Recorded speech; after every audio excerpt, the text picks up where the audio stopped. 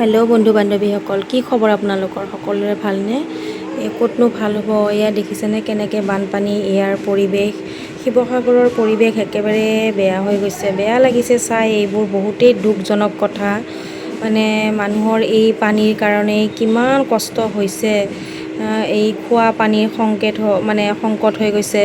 চাৰিওফালে খালি কেৱল পানী পানী পানী, সকলোতেই পানী, কিন্তু খাবলৈ কিন্তু এটুপিও পানী ভালকৈ পোৱা নাই। মানুহে সাহাৰ্য কৰি কিনেহে পানীখিনি এটোপালমান পাইছে। যোনে দিছে, বহুতেও মানুহ সহায় কৰিছে, অজস্ৰ মানুহ সহায় কৰিছে, তেওঁলোকক বহুত বহুত নথৈ ধন্যবাদ জনাইছোঁ।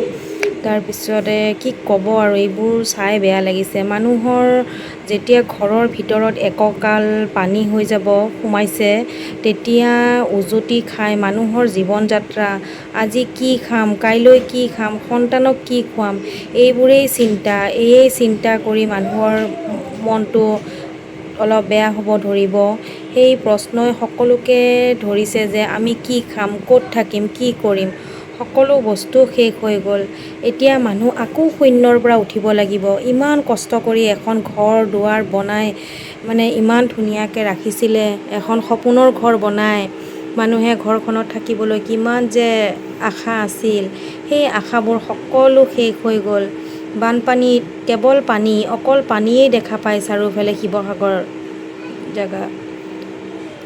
মানে কি ক'ব পানীৰ কথা আৰু। খাদ্যৰো ইমান অভাৱ হৈছে, ইমান মানুহে খাদ্যৰ অভাৱ পাইছে, ঘৰ দুৱাৰ সকলো উটি বুহি নাইকিয়া হ'ল।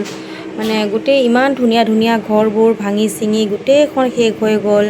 মানুহৰ সপোনৰ ঘৰ আছিলে, ল'ৰা ছোৱালী ষ্টুডেণ্টৰ এতিয়া ছাত্ৰ ছাত্ৰীবিলাকৰ পঢ়া শুনাৰ প্ৰতি এতিয়া কি হ'ব, তেওঁলোকৰ কিতাপ পৰ্যন্ত সকলো উটি গ'ল, বানে উটিয়াই লৈ গ'ল। মানে তেওঁলোকৰ এতিয়া পৰিস্থিতি কি হ'ব, তেখেতসকলৰ ছাত্ৰ জীৱনৰ কৰ্তব্যখিনি কেনেকৈ কৰিব, সেইখিনি কিমান ডাঙৰ চিন্তা। এই চিন্তাই মানুহৰ সকলো ফালৰ পৰা খাই পেলাইছে। চৰকাৰে কিবা যদি পাৰে অলপ সহায় কৰিব, সকলোখিনি চৰকাৰে সহায় কৰিলে অকণমান ভাল লাগিব। মানুহেও ইউটিউবাৰবিলাকেও বহুত সহায় কৰিছে। সেই সহায়ৰ কাৰণে আমি বহুত কৃতকাৰ্য। মানে তেওঁলোকে সহায় কৰাৰ কাৰণে। এই দেখিছে নহয়, ঘৰ দুৱাৰ এনেদৰেই উটুৱাই লৈ গৈছে, বানে এনেদৰে উটুৱাব ধৰিছে। কি ক'ব, ইমান দুখ লগা কথা বন্ধু বান্ধৱীসকল।